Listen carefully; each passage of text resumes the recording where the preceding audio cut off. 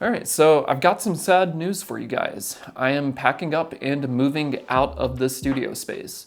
It's been nice for the past year or so, but I'm ready to start the next chapter.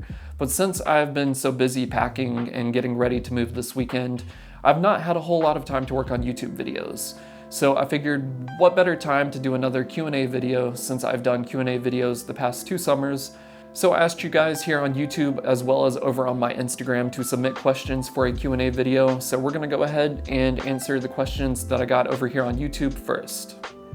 All right, and the first question is, have you ever been tempted by a digital Leica? I do use my A7CR less because of a recent acquisition of an M10P. Well, I'll say this, I do love shooting Sony, and Sony's been very supportive of me, especially throughout my YouTube career. And I don't think anything could ever make me entirely stop shooting Sony. Although one day, if I can afford it, I would absolutely love to start shooting Leica. If I could get my hands on an M11 or probably an M12 by the time I can afford to actually shoot on Leica, I would definitely do it. I assume it's probably bound to happen eventually. All right, and the next question is, I've noticed you've been adding more and more zoom lenses to your kit. I'm curious to hear your thoughts on balancing the compact form factor of an A7CR and using larger zoom lenses versus prime lenses. I assume you're probably referencing the video I made recently on the Sony 20-70. In that video, I did mention that I did not buy that lens with the intention of using it on the A7CR. I mainly just wanted to use it for one video because I had had multiple people ask me about it in the comment sections below, especially after I made the video on the 24-50. Now the 20-70, it is a great lens, but it is still a little larger than I would like for a zoom lens on the A7CR. The 24-50 was a very good size. It was maybe a little bit smaller than the 35G Master, which I think is relatively compact enough to use on a camera like that.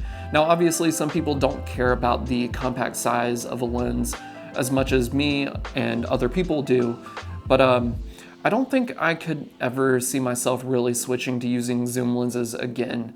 Now, when I was using my A7R2 or the A7 IV, I feel like using larger zoom lenses, it felt more comfortable and it made a little bit more sense. But to me, using zoom lenses on the A7CR, the original A7C, A7C II, it just doesn't really make a whole lot of sense to me. But that doesn't apply to everyone. Other people don't really care and use those zoom lenses, which is obviously perfectly fine. Then someone else replied to that saying, link to this, why you prefer one zoom lens over another. I'm currently agonizing between the Sony 20-70 f4 and the Sony 24-50 f2.8 and leaning toward the latter. Well, I feel like I kind of answered that with my previous answer. So I would probably recommend the 24-50 over the 20-70 if you are shooting on the A7C. If you're not shooting on the A7C, I don't think it's really that big of a deal. The benefits of the 20-70 obviously is you have a little bit it's a little bit wider. So you got 20 millimeters versus 24 millimeters. And then you have a little bit more range on the tight end as well. But I don't think you can beat the compact size of the 24-50. So I think what you're leaning toward, the 24-50, is probably the better option if you are shooting on the A7C, A7CR, A7C II. So I hope that answers your question. Obviously, feel free to leave another comment down below if you have any further questions or wish for me to expand upon that a little bit more. And obviously, anyone, if you have any questions, feel free to leave a comment down below as well. So with that, let's move over to some Instagram questions and see what people asked on there. All right, so I got a lot more questions over on Instagram, so we're gonna kind of rapid fire through these. And the first one is, have you ever tried shooting log with photos? So shooting log with photos doesn't quite work the same as it does with shooting video. The only time I've ever actually shot a log or on a picture profile, a log picture profile, when shooting photos is if it was by accident. You're not gonna get the same dynamic range when shooting photos like you would shooting log for video. So realistically, I would say there's no point and you're better off just shooting raw files with no picture profile. And the next one is, what are your thoughts on the full frame 40mm 2.5G lens for daily street photography or for travel? I think it's a great lens for street photography. For travel, I feel like it would be a little bit more I feel like it's more valuable to have the lens be a bit wider than 40 millimeters. So I think 35 for me is personally the sweet spot, because I have a lot of people ask me if I've ever tried the 40 millimeter lens, and I have shot with 40 millimeter lenses before, but I personally just prefer 35 millimeters most of the time, at least for a focal length that I can throw on my camera, or a lens I can throw on my camera and know that I'm not gonna have any issues. But then again, if you use any prime lens for a while and you get so used to one specific focal length, then it kind of just becomes second nature. And I assume if I switched over to the 40 mil, it would probably end up being the same. But yeah, I personally just prefer the 35 millimeter 1.8, or you could do the Zeiss 2.8, or you could do the Sigma 35 f2. Those are both great options as well. But the 40 millimeter 2.5, even though I haven't used it for a video on this channel, and I've personally never actually used that specific 40 millimeter lens, I think it's a great lens, and there's a reason I see so many people use it. And the next question is, do you feel like the shadow ban of photographers has gotten worse? Why or why not? I assume you mean on Instagram, and truthfully, I don't use Instagram as much as I used to. I don't post on there nearly as much anymore. Sometimes I tell myself, I want to get back into posting on Instagram, but then I start posting on Instagram and things just don't perform well because the algorithm caters to mostly video now. So if you want to be a photographer on Instagram, chances are you're going to need to make short reels or videos about your photos for it to actually perform well. And the photos that still perform well on Instagram tend to be, you know, the really good photos. So when on average your photos are not performing extremely well, it is kind of discouraging. I don't know if I would call it a shadow ban necessarily. Maybe it's an unintentional shadow ban, but also intentional since Instagram doesn't really promote photos as much as they used to, which, I mean, it really sucks personally. And it's one of the reasons I quit using Instagram and moved over to YouTube for the most part, because I don't really enjoy making short form video content. If I'm gonna make videos, I would rather make, you know, horizontal long form YouTube videos. And the next question is, if you could only have one lens to use for the rest of your life, which would it be and why? So I actually made a video about this recently, and I would be using my 35mm 1.8. As of right now, I don't think I could picture, I don't think I could picture any other lens replacing that lens, because I can use it for quite literally everything, and it's usually more than enough. I'd say probably 95% of the time I don't need to switch to anything wider, and I don't really like shooting anything much tighter than 35. So the 35 1.8 for sure. And the next question is, do you indicate or recommend to get a prime 35 1.8 if I already have a 24-70 f2.8 Sigma? So one of my favorite combos, and I've mentioned this in the past in videos, one of my favorite combos of lenses, especially when I was starting out, was using my 35 1.4 Zeiss lens. It's a very old lens. It was before the G Master came out, and the original Sony 24-70 G Master. I feel like having those two lenses was kind of the perfect combo for me personally,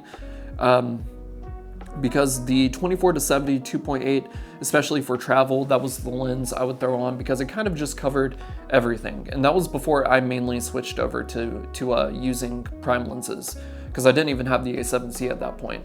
And I think the 35 1.8 or 1.4, whichever you were to decide to go with, I think it's a pretty perfect pair, because 35 is great for, obviously, the 1.4, a little bit better low light performance, and you obviously get a lot more bokeh compared to using a, you know, the f2.8 lens.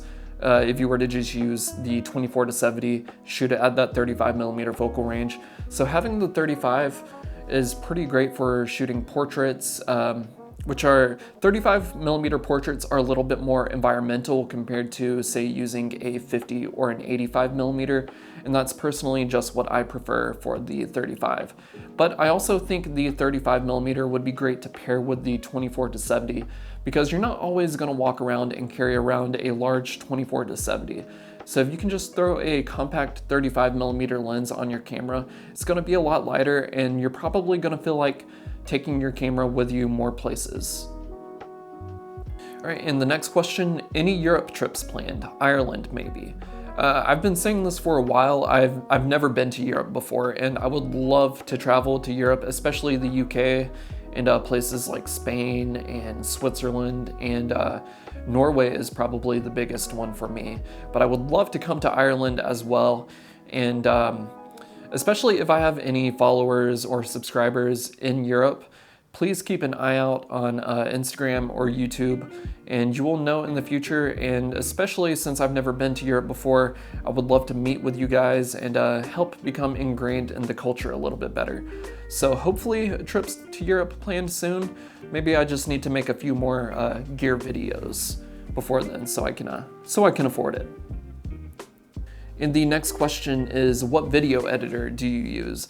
I use DaVinci Resolve for everything. I used to use Adobe Premiere, but pretty early on in my YouTube career, I switched over to using DaVinci, and I don't even have the paid version of DaVinci. I just use the free version, and it's been more than enough for everything. So DaVinci.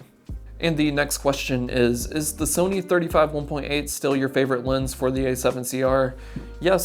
Yes, I've talked about that lens so much in this video, but I love the 35 1.8, and if I ever change my mind and I have a new lens that becomes my favorite, you guys will be the first to know. And the next one is, what gear would you bring to take photos at the beach? Honestly, you can just go watch one of my What's in My Camera Bag videos and you'll know exactly what I would take to the beach. So pretty much for me, it would be my A7CR. I would bring my original A7C as a backup, but mainly my A7CR, my 35 1.8, the 24 2.8, and the 50 2.5. Although I would be careful if you are going to the beach, because if you're around sand a lot, chances are you probably don't want to be taking the lens off of your camera and risking getting sand on your sensor or in your camera, period. So maybe a zoom lens of some type might technically be the best for taking photos at the beach. And the next one is opinions or tips on nightlife street photography. So I don't really shoot a whole lot of nightlife street photography. Maybe it's because the nightlife around where I live, or at least the city that I'm in, the nightlife isn't really the most interesting. Street photography, I'm not a big fan of, traditional street photography where you might have a 28mm lens and you get up in someone's face and take photos. Personally, I'm not a big fan of that, and I don't have anything against the people that do that. More power to them, obviously. It's just not my style necessarily.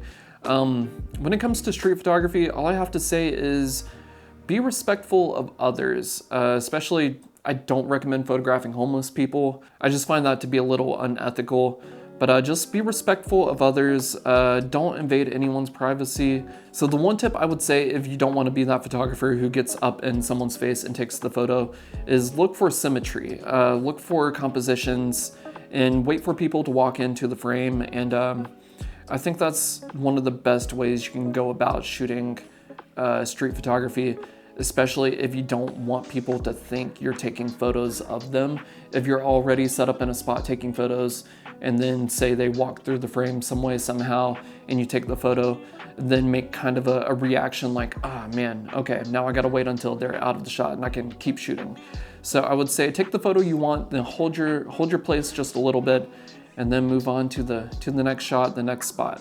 All right, what sparked your initial interest in photography? For me, it was Pokemon Snap. That's actually really cool. I'm sure there's a lot of people that actually kind of got introduced or into photography through Pokemon Snap. For me, it was a lot different. Definitely not Pokemon Snap. But for me, it was probably about 2015. Me and my friends were getting into like fashion and streetwear, and I just wanted a camera to take photos of my friends' outfits. That's pretty much it. And then once I started taking pictures of my friends, I kind of realized I really enjoyed taking photos. So then I started reaching out and working with models, doing like fashion photography kind of things. I don't even do that much anymore. I miss it. I feel like I should get back into shooting portraits. But yeah, initially it was just shooting portraits. And the next one is thoughts on Osmo Pocket 3 as potential B cam to A7C. This is something I've been strongly considering recently myself. I wouldn't necessarily even look at it as a B cam to the A7C, but for me it would be a B cam to my FX3. I just made the video on the ZV-E10 Mark II, and the FX3 is obviously large, and I've been looking for something much smaller than the FX3. So having something like the Osmo Pocket 3 would be perfect for filming, especially in crowded and busy areas. I feel like it would be cool to film street photography videos with an Osmo Pocket 3. But yeah, I think it's a great option. I feel like it's a little bit different. And I feel like there's a reason I've been seeing so many people using the Osmo Pocket 3 recently. So I would definitely recommend it. It's relatively affordable for what it actually offers too, which is great. All right, and we are down to the final question, which is any advice for a beginner photographer? Now, I feel like a lot of the videos on my channel are geared toward beginner photographers. So you can go back and watch a lot of my videos, especially one recently where I talked about how important it is to not compare yourself to others, especially early on when you're starting out. Because I personally think that when you're starting photography, you should get out and shoot as much as you possibly can. And it doesn't matter what you're taking photos of. Just get out and start shooting photos and let your style find you. You can have an idea of what you want to start taking photos of. Of course you can start there, but I would not limit yourself to just one thing specifically. For me, the first couple years of shooting photos, I almost exclusively shot portraits. And it wasn't until the pandemic happened, probably like 4 years into being a photographer, that I discovered how much I enjoyed street photography and travel photography. As I mentioned a minute ago,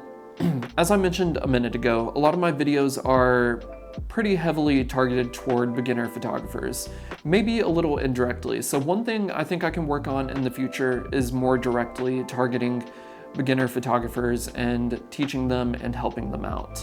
So that is a change I think I would like to make to my videos in the future.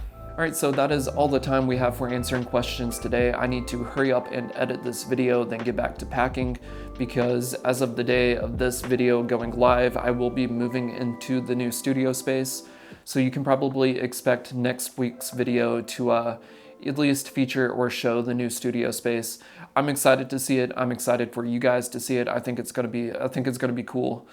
So thanks for watching this video, guys. If you enjoyed this video, please like and subscribe to help support me. And I hope I could inspire you guys to get out and take more photos. Go out and shoot.